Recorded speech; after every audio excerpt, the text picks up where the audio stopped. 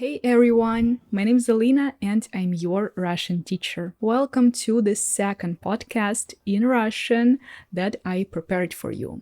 And today's topic is Russian names. But not the origin of Russian names and not originally Russian names. No, here I'm gonna share with you interesting facts about names that we have in Russia, how we use them, how we form them, how we change them, and I'm gonna simply give you a few interesting facts about the names that you probably didn't know. I remind you that it's gonna be completely in Russian, so if you want, you can turn on subtitles in English or Russian to understand better what I'm gonna say. Let's begin now.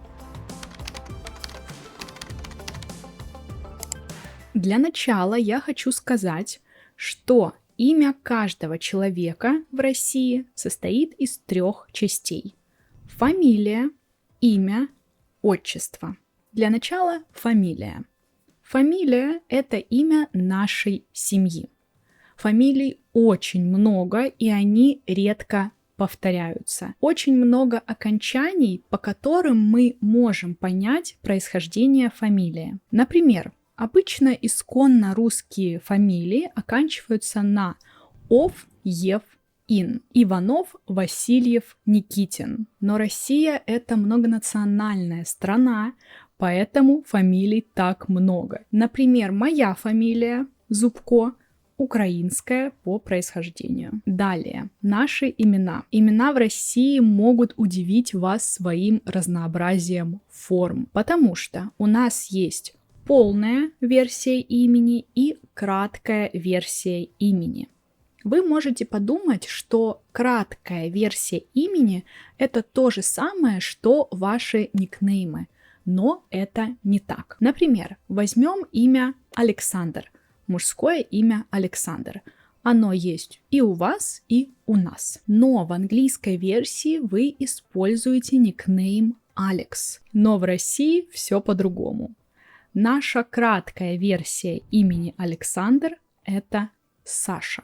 Как вы можете заметить, как будто 2 совершенно разных имени.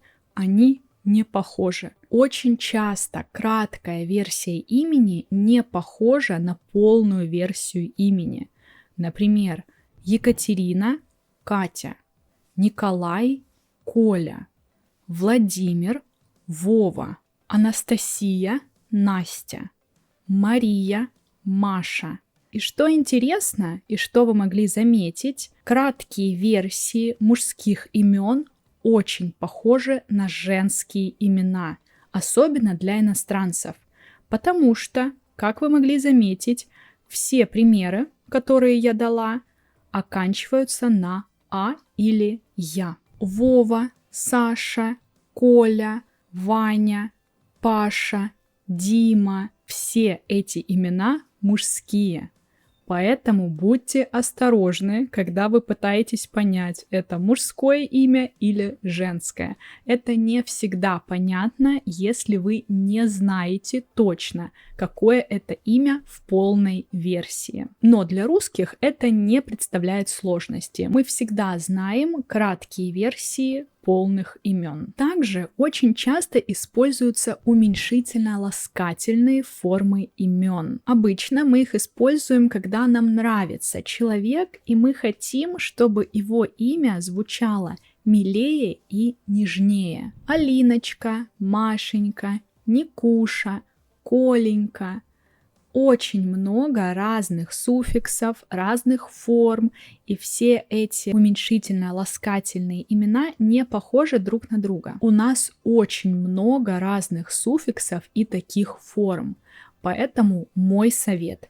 Если вы хотите использовать такую форму имени, если вам нравится человек и вы хотите назвать его как-нибудь мило, всегда смотрите в интернете, какие формы у каждого имени существуют. Например, если вы посмотрите мое имя в интернете, вы найдете там очень много форм. Вы будете шокированы, потому что форм действительно много. Некоторые из них я никогда не слышала, никогда не использовала, но многие из них мне нравятся. Алиночка, Алинка, Аля, Лина, Линочка, Ленуся. Все эти формы мне нравятся. Поэтому всегда узнавайте у человека, как его лучше называть, какие версии его имени ему нравятся. И последняя часть нашего имени – отчество. Отчество образовано от имени отца. Например, моего папу зовут Александр, поэтому мое отчество – Александровна. Для девушек мы добавляем к мужскому имени Овна, Евна, Ивановна, Николаевна, Сергеевна. Для мужчин мы будем добавлять Ович, Евич, Иванович, Николаевич, Сергеевич. Интересная информация для вас. В русском языке мы не используем такие слова, как господин, госпожа. Если мы хотим официально обратиться к человеку, например, к учителю или к вашему боссу, к вашему начальнику, мы будем обращаться к нему по имени и по отчеству. Например, если бы я работала в университете, мои студенты называли бы меня Алина Александровна. Именно поэтому, когда вы читаете русскую литературу, особенно русскую классику Достоевского, Толстого, Чехова, вам очень трудно запоминать имена героев, потому что там обычно используется всегда официальная версия имени, то есть имя плюс отчество. Петр Степанович, Родион Романович, Андрей Николаевич. Вы всегда будете видеть эти Ович, Евич, Овна, Евна, просто потому что это официальное обращение. Как вы видите, наши имена отличаются богатством форм, их очень много, поэтому это очень часто удивляет иностранцев, которые только начинают интересоваться русским языком и русской культурой. And that's it. I hope you liked my podcast about Russian names, and I hope you learned a few interesting facts about this interesting topic. Thank you very much for watching, subscribe to my channel and learn Russian with me.